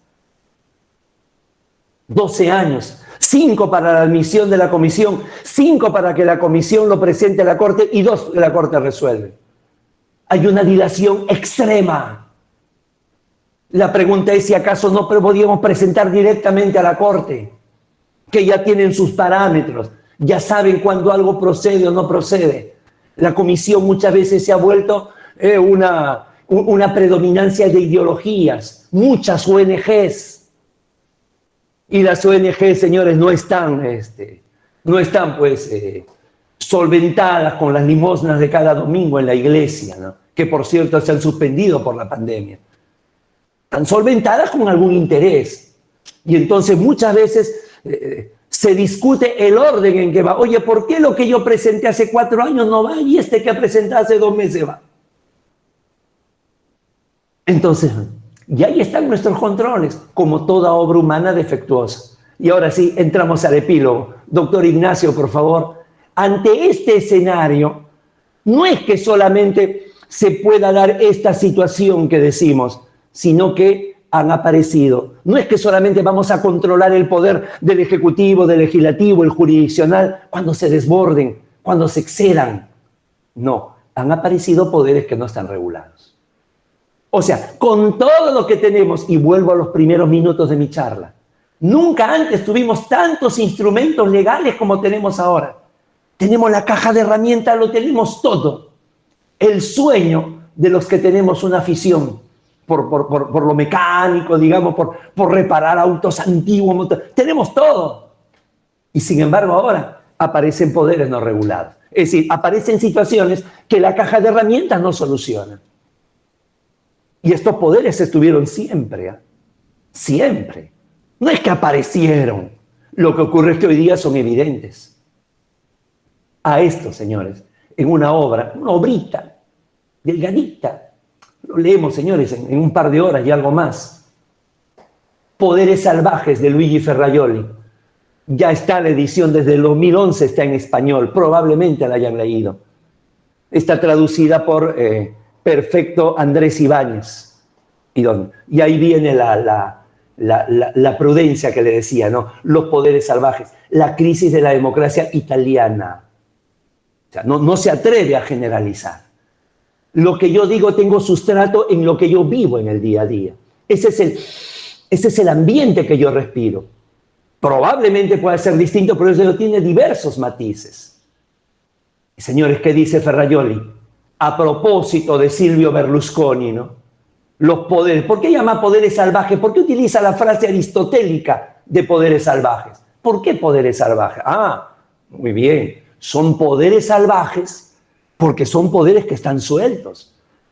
Mientras en la Constitución tenemos pesos y contrapesos, ¿quién te controla? El poder político. El poder político de aquellos que sin estar en el poder tienen influencia. ¿Quién te controla el poder mediático? Esto que ven allí. No sé, doctor Pane, si es mucho abusar, ¿se puede agrandar de tal manera que podamos ver la carátula de esa portada del diario, por ejemplo? No sé, por ahora no me interesa que se vean las demás, pero sí el tema de la carátula, si se pudiera. Si no, esto es lo que ocurre. Hay un juicio paralelo. Hay un juicio paralelo. Alguno, cualquiera de nosotros, que tiene grandes responsabilidades, se le acusa de algo. Y ahora ya estamos entrando a la tercera década del siglo XXI, donde se supone que hay más garantías, que hay un debido proceso logrado. No, vienen los medios de comunicación y prácticamente estigmatizan, hacen una precondena. Este diario es uno de los diarios del grupo, del diario más grande que tiene, que no es uno ya como lo saben, sino son diarios que vienen teniendo. Bueno, cuando se da esa situación, lo primero comienzan a estigmatizar. Y después que estigmatizan, hacen una encuesta. Y en la encuesta, claro, si la gente recibe esa información, ¿qué te va a decir? Son inocentes. No. El 80% piensan que es culpable. Vayan a encontrar. Y esto lo sacan en la mañana del día que se va a dictar una prisión preventiva. Vayan a ver si hay un juez que, señores, no le dicte la prisión preventiva. Porque al día siguiente le comienzan a buscar hasta encontrar que le levantó la voz a su profesora. Ahí está la obra de Ferrajoli, insisto, ya está en castellano. Y además, ahí aparece. Ustedes pueden distinguir ahí al expresidente Kuczynski, al expresidente Ollanta Humala, a la primera dama, a la candidata Fujimori, a todos, de todos los colores. No es que solamente sea de uno, de todos los colores según el momento. Allí bien. Entonces, gracias, doctor. Es lo que quería. Muchísimas gracias. Volvemos, por favor. Esos poderes salvajes. Hoy, con toda la caja de herramientas que tenemos, no lo podemos detener.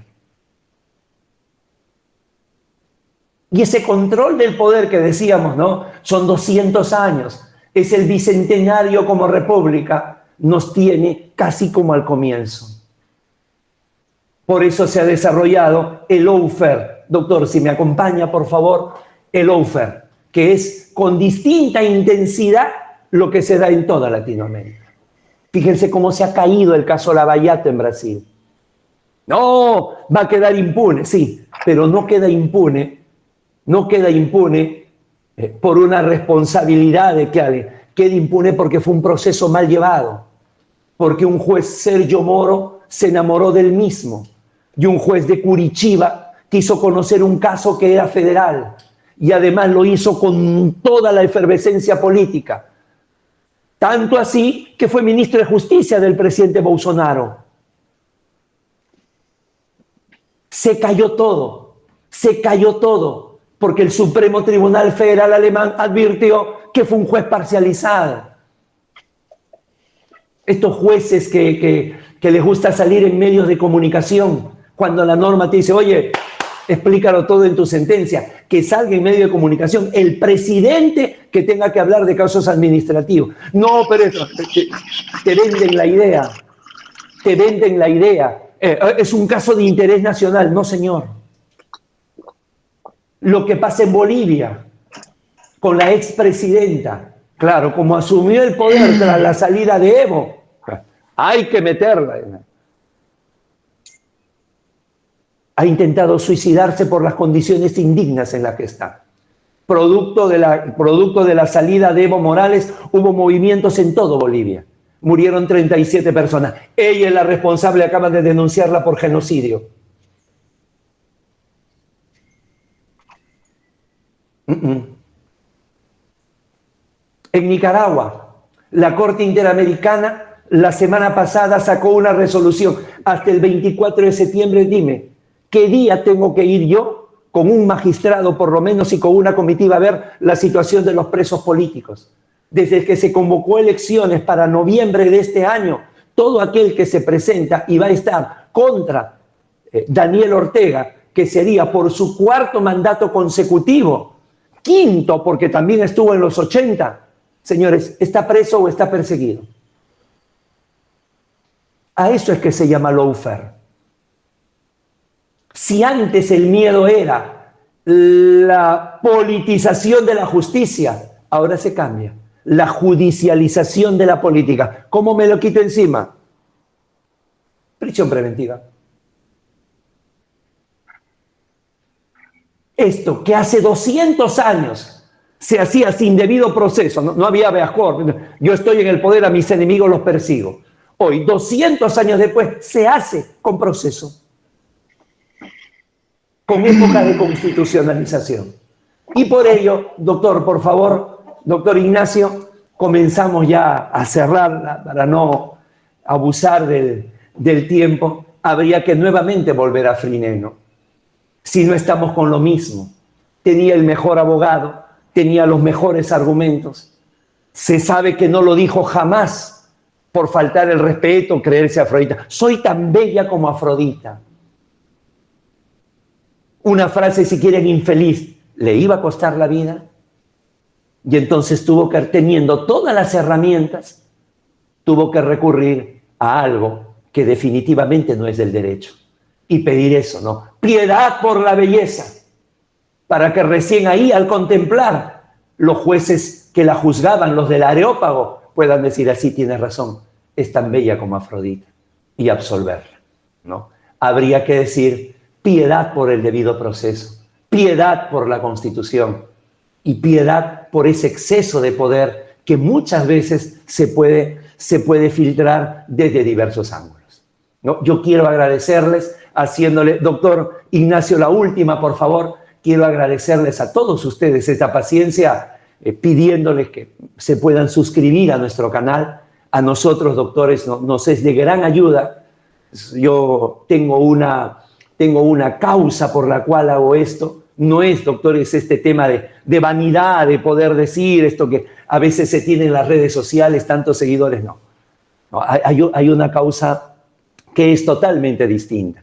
Si ustedes se suscriben y le dan a la campanita, ¿no? Ahí en YouTube, Tribuna Constitucional, y le dan, doctores, se van a ir notificando una serie de temas y ustedes escogerán y dirán, caray, este tema me interesa. Tenemos una gran cantidad de amigos paraguayos suscritos. No sé si es el primero o el segundo país después del Perú, porque siempre es una tierra con una gran inquietud académica y nosotros siempre vamos a estar dispuestos a este tipo de invitaciones y lo único que me queda es expresarle mi gratitud. Quedo de usted, doctor González Morel, y de todos. Muchas gracias. Muchas gracias, doctor Guido César Águila Grado, por su ponencia en el día de la fecha. Y antes de pasar a las preguntas, los famosos avisos parroquiales del día sábado. El próximo sábado nos acompañará la profesora Graciela Álvarez sobre el tema argumentación y discurso jurídico, para lo cual sugiero a los compañeros del doctorado que vayan interiorizándose sobre los materiales que la profesora ya nos pasó con cierta antelación. Entonces, me gustaría pedirles que vayan solicitando el uso de la palabra de tal manera a que de manera organizada vayamos concediendo, así que le podamos transmitir al profesor Guido Águila nuestras consultas. Yo acá no tengo todavía nadie registrado, si ustedes me indican. Si me permite, doctor González Morel. Sí, por favor. Sí, tuve a la profesora Graciela Álvarez en la maestría de Derecho Procesal en Rosario, una extraordinaria profesional. Van a ver ustedes cómo se maneja el tema del discurso jurídico, absolutamente recomendable. Y hay una lectura, no sé si estará entre los materiales, de Eduardo Saqueri, el que escribió aquella obra que sirvió para la película El secreto de sus ojos. Eduardo Saccheri tiene un artículo, Me van a tener que perdonar, que es un elogio a Maradona por los goles que le hace a los ingleses, pero que sirve un poco para poder entender este endiosamiento, por ejemplo, que se le hace a Diego, una vez más, por lo que vivía Argentina. Es muy importante, sobre todo por la lógica narrativa que le imprime. Disfruten a la profesora Graciela Álvarez y doctor, yo he perdido contacto con ella, le da un cariñoso saludo. Nada más. La doctora Machuca. Sí, buenos días a los compañeros. Tengo una consulta para el doctor Guido con relación al Tribunal Constitucional que usted mencionó. ¿Es parte del Poder Judicial o es un tribunal conformado de acuerdo a las causas que se presentan o es un tribunal permanente? A eso es a lo que me refiero. Si es un tribunal permanente a cargo del Poder Judicial o es un tribunal constitucional aparte, como un órgano constitucional aparte, la que usted menciona. Muchísimas gracias, doctora Andrea. Efectivamente, ¿no? A lo mejor uno como yo lo vivo, paso y sin dar esos detalles que son muy importantes, me permite complementar. Los países que tienen tribunales constitucionales o cortes constitucionales efectivamente tienen esos dos matices. O está dentro del Poder Judicial, como en el caso de Colombia, que tiene la Corte Suprema para los procesos ordinarios, que tiene el Consejo de Estado para lo administrativo y tiene la Corte Constitucional para los temas constitucionales, y todos dentro del Poder Judicial. Y otros, como el caso del Perú, como el caso de Bolivia, de Chile, que lo tenemos aparte. Es un órgano constitucional autónomo, ¿no? Lo tenemos aparte. Y cuando se juntan las espaldas para medirse, evidentemente más alto es el Tribunal Constitucional, porque inclusive se puede revisar de manera excepcional lo resuelto por la Corte Suprema. Y sí, es un tribunal permanente, cosa que, por ejemplo, no es la Corte Interamericana de Derechos Humanos, ¿no? No, los tribunales constitucionales son permanentes. Y si bien es cierto, nacieron para ver solamente procesos de inconstitucionalidad, ya hoy día ven en última instancia habeas corpus, amparo, habeas data, de tal manera que también tienen una importante carga, doctora Andrea. Muchísimas gracias. Muchas gracias, doctor. Totalmente entendido. Tiene el uso de la palabra nuestro coordinador de los cursos de posgrado, el profesor doctor Carlos Luis Mendoza Peña. Muchas gracias, profesor, y muy buena charla, y me interesó bastante en la parte donde dice que cuando se llega al poder se toma un licor y que eso embriaga muy rápido.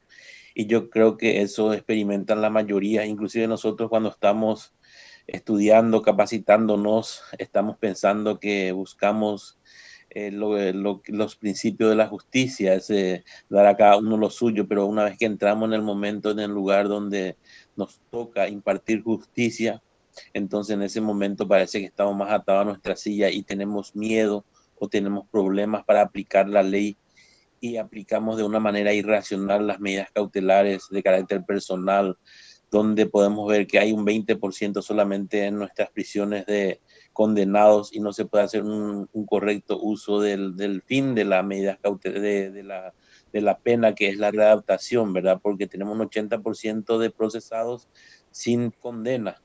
Entonces es interesante que en algún momento las personas que acceden a los cargos y a los puestos públicos puedan aplicar lo que todo el día estamos hablando, estamos estudiando, nos estamos capacitando, y que podamos fundar. Si bien es cierto, existe una gran cantidad de expedientes y morosidades judiciales, es importante resolver y lo antes posible, y procurar de llevar lo más profundo de nosotros el principio de Ulpiano, que decía dar a cada uno lo suyo, no dañar a los demás y vivir honestamente.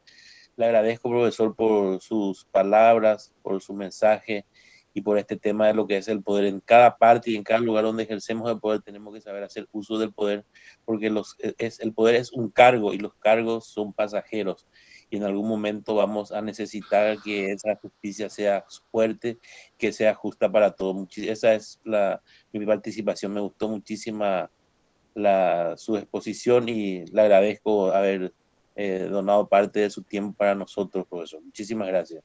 Al contrario, doctor Mendoza, gracias a usted y a todos por la oportunidad. Y si dije eso, doctor, es porque yo he probado ese licor. Yo sé lo que es ese guayabo, esa resaca, y definitivamente no lo hago con un afán de pontificar, sino lo hago, doctor, porque yo mismo probé, yo mismo, doctor, me embriagué, y entonces son situaciones en las cuales sirven de un aprendizaje de vida, doctor, y eso es lo que de alguna manera hemos querido expresar. Así que nuevamente muchísimas gracias por esta oportunidad que me brindan de estar en contacto con tantos profesionales. Un doctorado el día sábado ya habla por sí solo de la capacidad de sacrificio, de cómo entienden que es el derecho el día de hoy, de la urgencia que tenemos, lo que debe ser un día de descanso, un día de familia, día de ocio. Están acá y eso para mí es muy decidor y es muy significativo en cuanto al valor profesional de cada uno de ustedes. El doctor Eric Ortiz tiene uso de la palabra. Buenos días, compañero. Buen día, profesor. Quisiera hacerle una consulta. Escuché bien, usted tiene 35 años de trayectoria enseñando, ¿verdad? Nosotros estamos en un curso muy amplio. Hoy por hoy estamos hablando mucho de lo que son la constitución de los países latinoamericanos, ¿verdad? Y nos ha tocado la oportunidad de estudiar un poquitito lo que es la constitución de la República Federativa del Brasil, ¿verdad? A mí me gustaría que usted se explaye, nos explique y nos dé su punto de vista referente si sería bueno seguir la corriente brasileña de las codificaciones, ¿verdad? Porque ellos, hasta el más mínimo detalle, ellos tienen previsto en los incisos, ¿verdad? Ustedes mismos con el sistema Andrés Bello es muy generalizado. Y nosotros ni qué decir, ¿verdad? Porque venimos de una corriente rioplatense, ¿verdad? Entonces me gustaría su punto de vista, ¿verdad? Porque lo que buscamos justamente es actualizar. Y como usted mismo dijo, su país, a esta altura del campeonato, tiene como seis constituciones, creo, ¿verdad? Yo no recuerdo las muestras, pero la que sí conozco, la última, ¿verdad? Que es, de mi punto de vista, muy buena, ¿verdad? No haría muchos cambios, ¿verdad? Pero me gustaría saber si sería bueno tener una constitución como la brasileña. Esa es mi pregunta, profesor. Gracias, doctor Eris Ortiz. Muy importante la pregunta porque permite abrir digamos, una mirada hacia un país que lo tenemos tan cerca, pero que obviamente al ser lusohablante a veces no lo tomamos en cuenta. Y tiene razón. El doctor Ortiz, cuando menciona la Constitución brasileña de 1988, se refiere al artículo 5. El artículo 5 de la Constitución brasileña es el más largo de todas las constituciones del mundo. Tiene 77 derechos fundamentales enumerados y algunos de ellos todavía se subdividen en incisos. Es una situación muy particular, única. Y esto que a veces nosotros lo tenemos muy general, hay que aplicar los principios generales del derecho, hay que aplicar, los brasileños lo tienen así. Yo más bien, doctor Ortiz, no me atrevería, digamos, a ver cuál de estos, porque yo soy un convencido, doctor, de que depende del intérprete.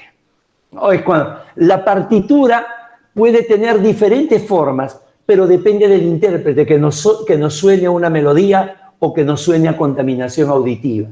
Estas discusiones que muchas veces tienen a nivel del fútbol, ¿no? 4-4-2 o 4-3-3. No, tú tienes que jugar conforme de alguna manera tengan los jugadores. O sea, es eso, es el intérprete. Yo más bien, doctor Ortiz, me quedaría con la forma como tienen de promover a los jueces en Brasil. Eso sí me parece paradigmático. Es decir, lo que ellos tienen, y lo conozco de cerca, hice el doctorado, lo hice en Santa Catarina, en Brasil, lo conozco de cerca, es este tema en el cual se puede tener, digamos, usted es juez, Y para ir al tribunal de apelación, a lo que llaman sala, cámara, a usted le dicen, ¿cuántas sentencias usted ha expedido en el año 2020?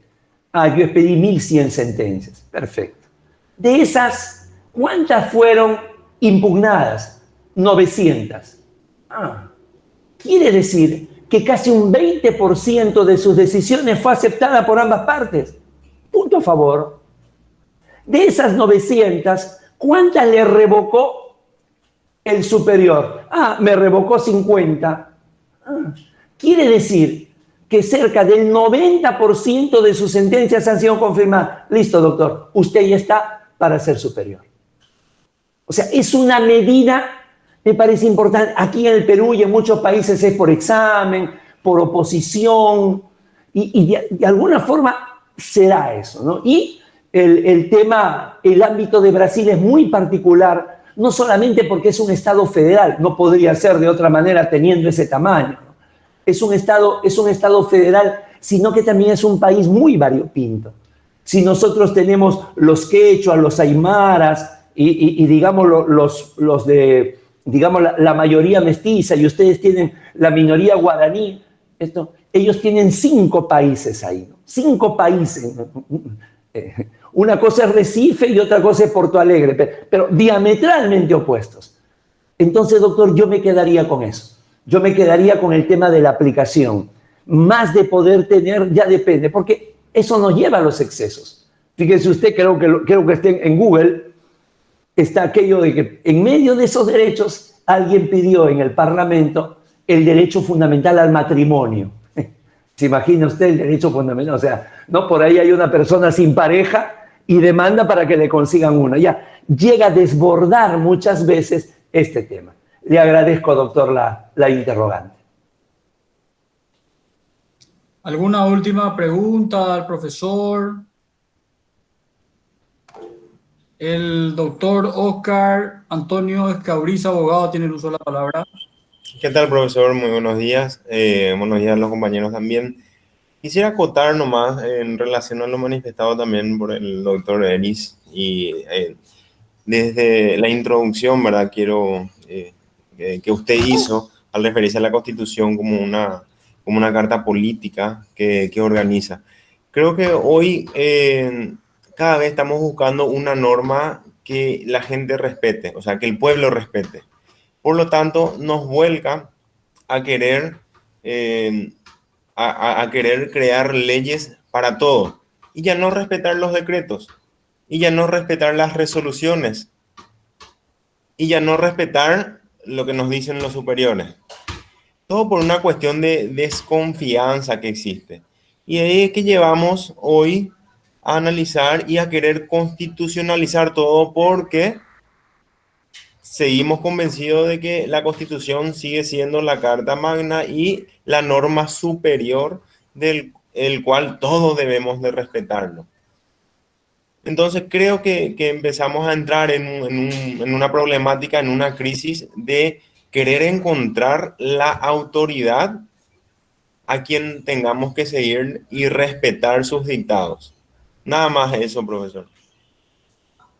Coincido plenamente, doctor. Coincido plenamente, doctor Oscar Antonio. Gracias por la reflexión. Es realmente es una circunstancia que todavía a veces cuestiones tan elementales como cumplir con lo que se tiene que hacer resulta lo más difícil.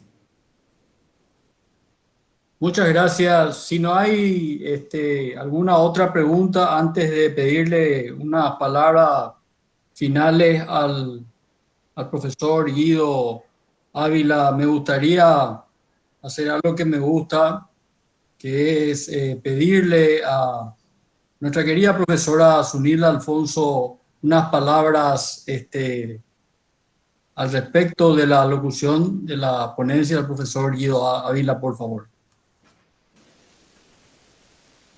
Realmente este itinerario que nos brinda hoy el doctor Guido resulta más que pertinente porque partió del origen, tratar génesis de un tema tan importante como es esto que hoy hemos abordado, el poder, y anclar muchas veces con un lenguaje muy sencillo a la realidad de cada país, no dejamos de tener también esas sacudidas que hacen ese comentario a lo que hace a nuestra realidad paraguaya.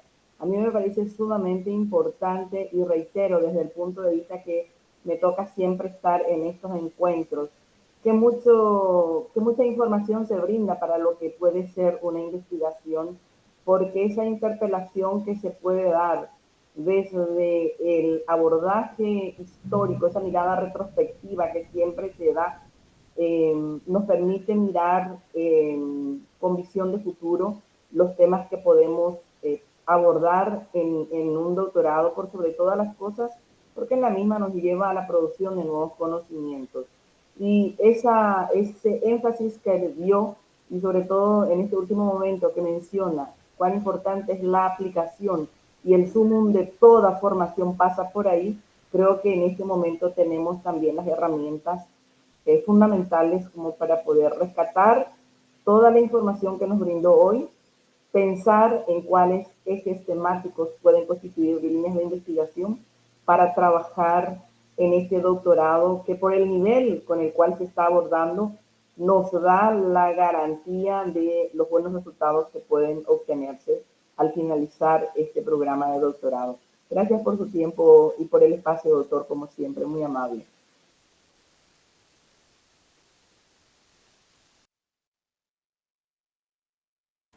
A usted, doctora, por la oportunidad y muchísimas gracias por sus palabras. Siempre a sus órdenes.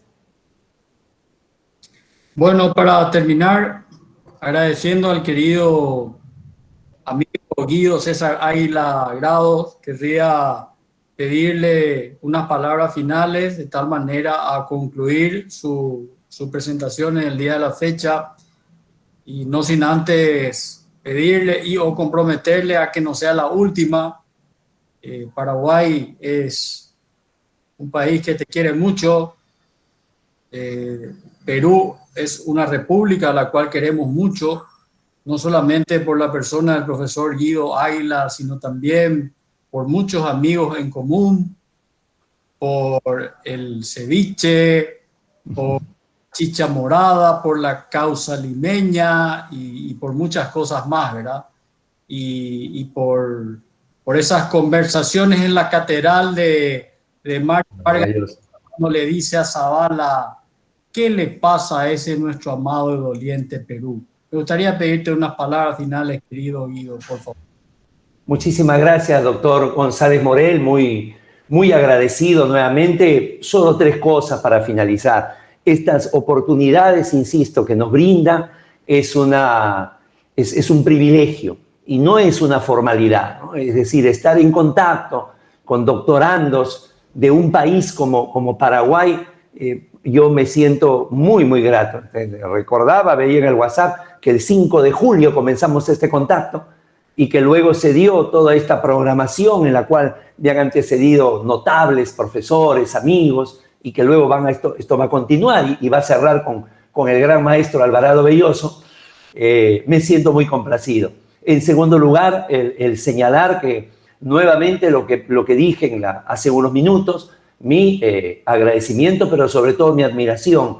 Esto que en la universidad, cuando éramos muy jóvenes, solíamos llamar los viernes jurídicos, porque era el momento que saliendo de clases en el turno noche nos despabilábamos, debido a que sábado y domingo jamás alguien podía pensar que había alguna actividad académico-profesional ligada a la abogacía. Hoy todo eso ha cambiado. Hoy todo eso ha cambiado y hay que aprovechar hasta los fines de semana para cumplir con objetivos, para seguir siendo competitivo, para tener definitivamente una serie de herramientas que nos permitan a este mundo tan desafiante. Y en tercer lugar, desearles lo mejor. Si siguen, yo tengo la plena certeza, con esta cuota de esfuerzo, con esta cuota de sacrificio, con esta inquietud académica permanente, con seguridad, a esa pregunta inicial de la charla, si el control del poder, una evolución, revolución o una involución, podríamos contestar que estamos ante una evolución. Doctor González Morel, doctor Mendoza, en su nombre a todos en general los participantes, Muchísimas, muchísimas gracias y bueno, hasta una nueva ocasión que Dios lo permita. Un abrazo Inca a todos. Muchas gracias. Muchas gracias, profesor. Muchas gracias, profesor Carlos, también. Para terminar, quisiera decir las siguientes palabras. En la persona del profesor y gran amigo Guido César Águila Grados, se entiende el sentimiento de lo que voy a decir. El cóndor pasa al cielo del Perú y el sol hijo es del Perú, Inca. Volando por sobre los Andes van, amor, un guardián del pueblo indio. No hay conquistador capaz de doblar tu valor. Inca, eres hijo del sol, de Atahualpa el valor, hijo sos del dios Inca. Muchas gracias, querido profesor César, Guido César Grados. Te mandamos. Gracias a ustedes, muy amable. Feliz resto de jornada para todos. Muchas gracias. Buen día a todos. Gracias a todos. Gracias. Muy Muchas agradecido. gracias. Adiós. Gracias, profesor. Hasta luego. Gracias, doctor. Excelente la jornada, como siempre.